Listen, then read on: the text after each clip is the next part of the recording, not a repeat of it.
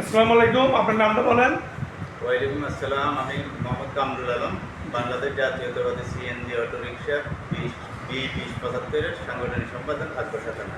ধন্যবাদ আপনাকে। ইনশাআল্লাহ আগামী কাউন্সিলর নির্বাচনকে ঘিরে বিভিন্ন প্রার্থীরা নির্বাচনে অংশগ্রহণ করতেছে। আপনারা কোন ধরনের প্রার্থী আসলে খুশি হবেন, কোন ধরনের প্রার্থীর সাথে আপনারা কাজ করবেন? দেখেন, যেহেতু কাউন্সিলর নির্বাচন বলতে এটা জাতীয় নির্বাচন না, এটা হচ্ছে যে আমাদের এলাকার একটা অভিভাবক নির্বাচন। তো সেই ক্ষেত্রে আমরা যেটা চাচ্ছি সেটা হচ্ছে যে অভিভাবক হিসেবে আমাদের সাবেক সফল কাউন্সিলর জনাব আলহাজ আব্দুল সত্তার সেলিম ভাই, উনিও প্রার্থী হবে। তো এই ক্ষেত্রে আরও প্রার্থী আছে, যেমন আমাদের এই জরুল হক ভাই আছে, শাহরিয়া জিয়া ভাই আছে।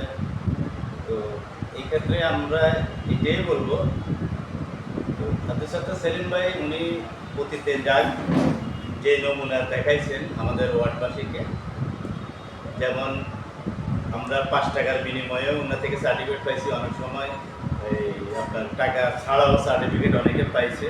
এই সুবিধাটা অনেক এলাকার মানুষ পাইছে। এবং ওনার চলার পথে অনেক সময় উনি রিক্সাতে থাকিও সার্টিফিকেটে স্বাক্ষর করছেন, সিল মারছেন, এরকম কাহিনীও উনি দেখাইছেন। তো এই ক্ষেত্রে এরকম কাউন্সিলর আমরা কখনো দেখি নাই। তো যেহেতু উনি বয়সবৃদ্ধ একজন মানুষ, আপাতত এই ওয়ার্ডের জন্য আমরা আপাতত চাচ্ছি যে ওনাকেই ফেভারেট মনে হচ্ছে। আর যেহেতু জরুল হক ভাই আছেন, শাহরিয়া জিয়া ভাই আছেন, ওনারা তো প্রথম এবারেই প্রার্থী হচ্ছেন বা প্রার্থী হওয়ার সম্ভাব্য প্রার্থী।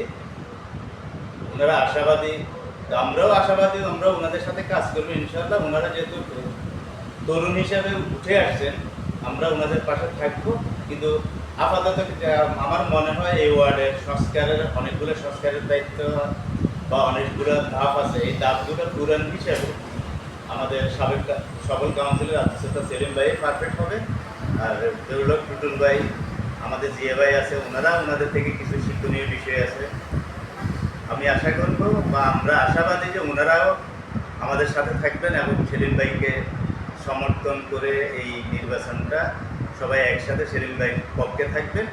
আগামীতে ইনশাল্লাহ আমরা সেলিম ভাই ব্যতীত, যেহেতু সেলিম ভাই বয়স হয়ে গেছে, হয়তো উনি আগামীতে প্রার্থী নাও হতে পারেন।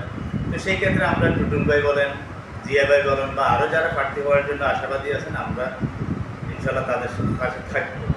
আর বিশেষ করে আমরা এই নির্বাচনের পাশাপাশি আরেকটা জিনিস দাবি রাখতে চাই, সেটা হচ্ছে যে আমাদের এখন বর্তমান এই 9 নম্বর ওয়ার্ডটা যেইভাবে পরিচালিত হচ্ছে, অনেকে অনেকভাবে আওয়ামী লীগকে পাশে টানতেছে, আওয়ামী লীগকে সাথে নিয়ে অনেকগুলো প্রোগ্রাম করতেছে, বিভিন্নভাবে আওয়ামী লীগকে সংস্কার করতেছে মনে হচ্ছে।